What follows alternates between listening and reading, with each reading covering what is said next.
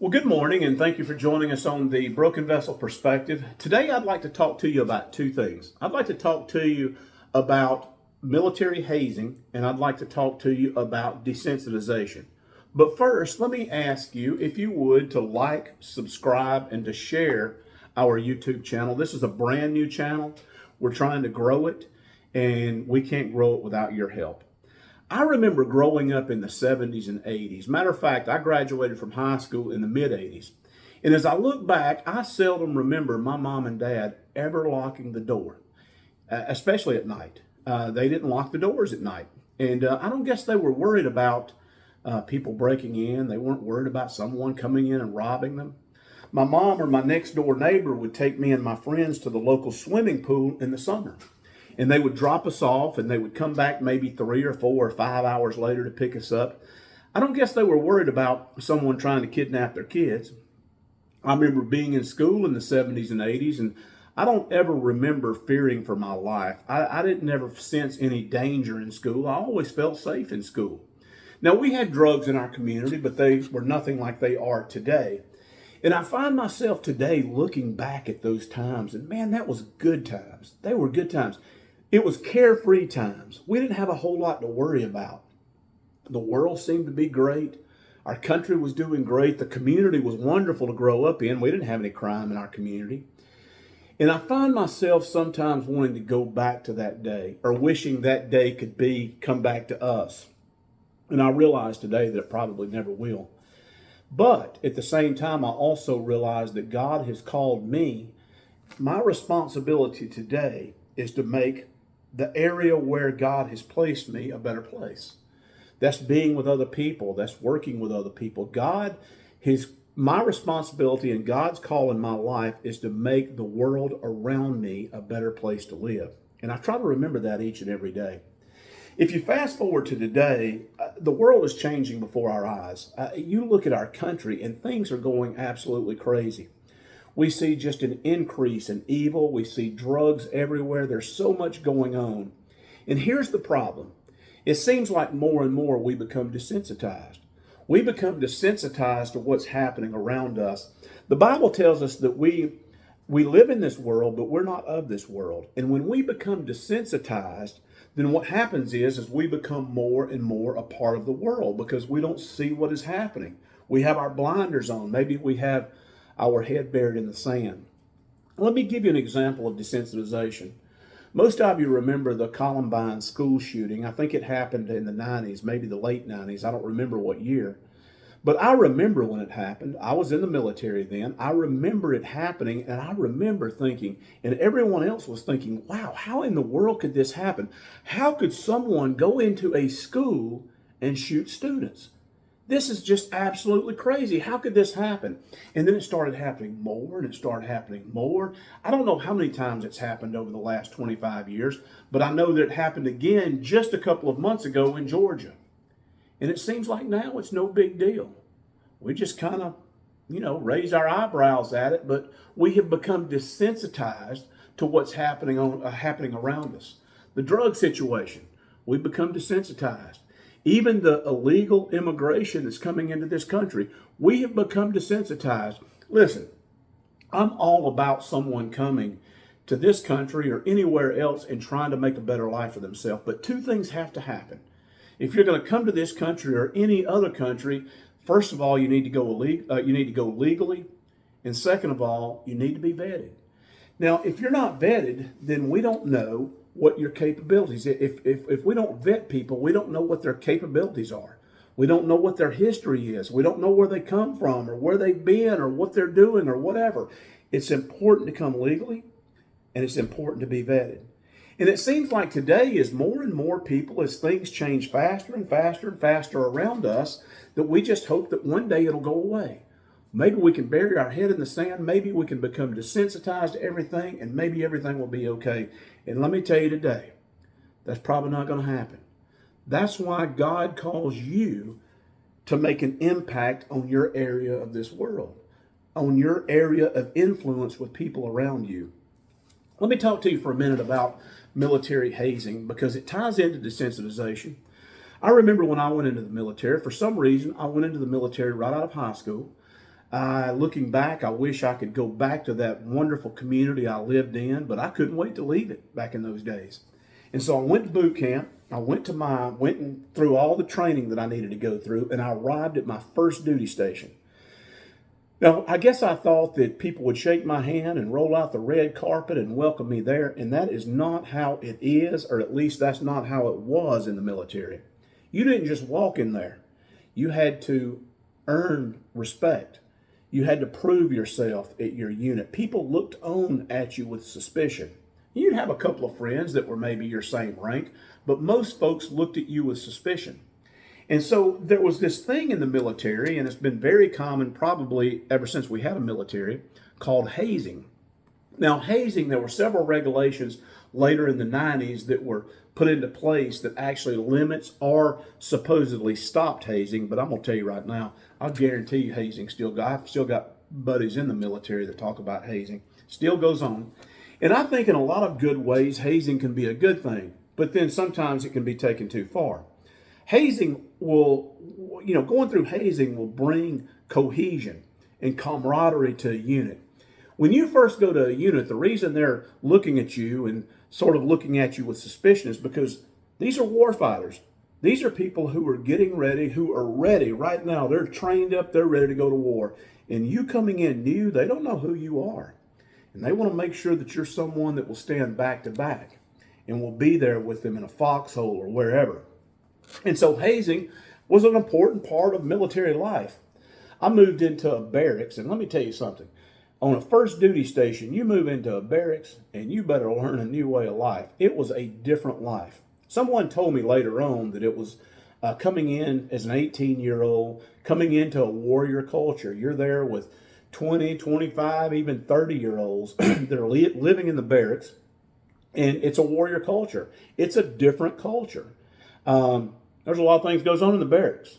And so back to hazing. I'd been at my unit for about a week, and I had a 10 p.m. to 2 a.m. watch duty one night. I was guarding the side of an airfield. And I was guarding this airfield. I got off duty at 2 a.m. that morning, and I was walking out of my unit when I was attacked by 4 guys. Now, these were big guys. I don't know how old they were. I didn't have time to ask them for their resume or anything, but I know they were older than me, and I know they were a lot bigger than me. And they held me down. They duct taped my feet and my hands together. They took me back inside the unit. They flipped the table over upside down. They laid me on my back on the table, and they taped me to the table, to the underside of the table. And I mean, they taped me good. They flipped the table back over to where I was facing the floor. And I stayed in that position from probably about 2:30 till about 6 or 6:30 that morning for 4 hours. Man, it was uncomfortable. And during that time, guys would come in, especially about 5:30 in the morning. They'd sit on the table, they'd bang on the table, they'd be hitting the table with different things. They knew I was up under there. They just were laughing. They were just testing to see my sensitivity and if I would get mental or if I would break down or whatever. And I was concentrating. Hard on not being too sensitive, not crying too much or whatever. I don't think I cried too much. Nobody saw me, at least, if I did. But finally, they let me go. And I don't remember being up under the table as being that bad. Pulling the tape off was terrible. Now, that took a while, and it took off a little bit of skin as it was coming off. That type of hazing wasn't that bad of a thing. A lot of folks got hazed. There was all sorts of different methods. In the military, especially in a barracks, you can think of some crazy things to do to pass by time because you're usually bored. And a lot of times it involves alcohol, by the way. But anyway, that was that hazing. It wasn't that bad of experience. I was actually fortunate. Sometimes after that, I had been in my unit for probably maybe a couple of years. I don't remember. And there was, and I wasn't a part of this hazing instance, but this is a case where it was taken too far. There was a couple of Marines. There's 3 or 4 Marines went out, and they caught a rattlesnake. And they brought it back to the barracks. I don't know how they kept it hid in the barracks, but they did. They defanged it. They removed the fangs. And if you don't know anything about a rattlesnake or a water moccasin or a copperhead, you can remove the fangs. They'll survive. Now, they're not going to survive in the wild because that's what they use, their fangs and the poison. That's how they protect themselves. That's how they capture food. So, but if you keep that snake in captivity, apparently, I guess you can keep them alive. That's what they did with this snake. They caught it and they defanged it, and a new guy reported into the unit sometime. And again, I wasn't a part of this. I just know about it. But a new guy reported into the unit, and they decided they were going to haze him. They take him out in the field, and they tie him into a chair, a folding chair. They tie his hands to the bottom, and his feet to the bottom, and his hands behind his back. And they pull this snake out, and they throw it in his lap. Now, he doesn't know this snake has been defanged. And so he starts to panic. He starts to go crazy, and he flips his chair over upside down. He's kicking. He's trying his best to get out from being tied to the chair. And all the while, the snake is striking at him. It strikes at him 4 or 5 times. Of course, he thinks he's been bitten. But again, the snake doesn't have any fangs. Well, they give it a couple of seconds, maybe 30 seconds. They pick the snake up. They upright the chair with him in it. They throw the snake on him again. Same thing happens. He flips out. He flips over backwards. He's going into panic mode. The snake is striking. He's thinking it's biting him. They wait a few seconds, 30, 45 seconds, pick up the snake, pull him upright again, throw the snake in his lap again. I think he probably flipped over 2 or 3 times at least. By the 3rd or 4th time they pulled him upright, threw the snake in his lap, and you know what? He didn't even flip over. It didn't bother him. He already thought that he had been bitten. He thought that he was done. He thought that it was over. And he had become desensitized to what they were doing to him with that rattlesnake. Now, let me give you the rest of the story to tell you how this kind of ended up, from what I understand. Another thing about a rattlesnake and a water moccasin and a copperhead is, in time, it will grow its fangs back. And I don't know how long that takes. I've heard maybe 10 months, 8 months, I don't know. But in time, that snake, they would take the snake, and a new Marine would come in, and they'd throw that snake on him, or whoever it was, they'd throw the snake on him, and out in the field, and scare him to death. Of course, they're not going to go tell anybody. They're not going to be trying to tattletale. Nobody got hurt. Just dry, just striking, the snake striking. But in time, they had done several new guys that way. And in time, that snake grew his fangs back, and these young men didn't know it. And so they took this young man out into the field, and I don't know, maybe a year later, 6 months, I don't know how long it was, and they threw the snake on him. Well, he flipped over backwards, just like everyone would do, and the snake bit him 2 times. And it bit him 1 time on his calf, and it bit him 1 time on his hip. Well, he had on some short pants out there, and so the guys are laughing, they're having a good time. They don't realize the snake's got fangs. They pick the snake up to do it again. They upright his chair, and then someone notices that his calf is swelling. It's swelling fast. And so they realize that the snake had bitten him.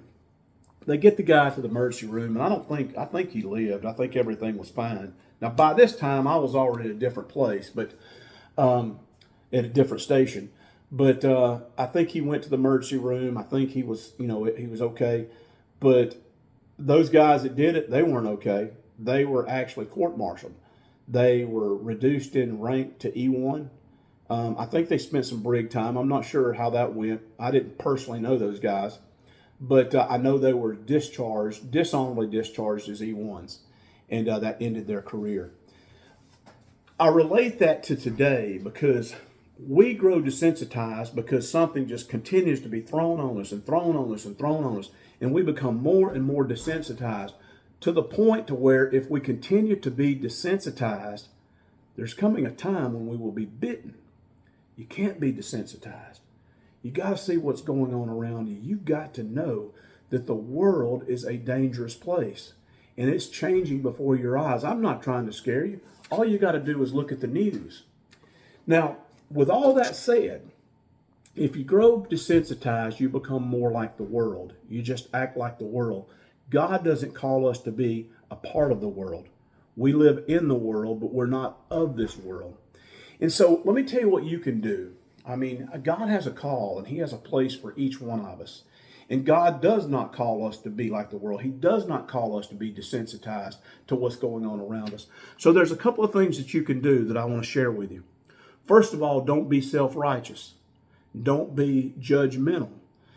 We talked about that a couple of weeks ago. Your place isn't to judge others, and you don't need to be self-righteous about thinking you're better than everyone else. We have a tendency to do that in the church, especially for some reason. I don't know why. We are not a judge. God is the judge. And you can't be self-righteous because we're not no better than anybody else. So first of all, do not be self-righteous, and two, don't be judgmental. Second of all, you got to share your story. A lot of us, we just live the days out and they come and they go, and we never really ever share our story. God wants you to share your story. You don't have to know the Bible upside down to share Jesus. You don't have to know all the scriptures and have them memorized. Just share what God has done in your life. Share what He's doing in your life. And don't share it with somebody that you know has the same faith. I mean, it's good to share with them also because we encourage. But find people that are struggling.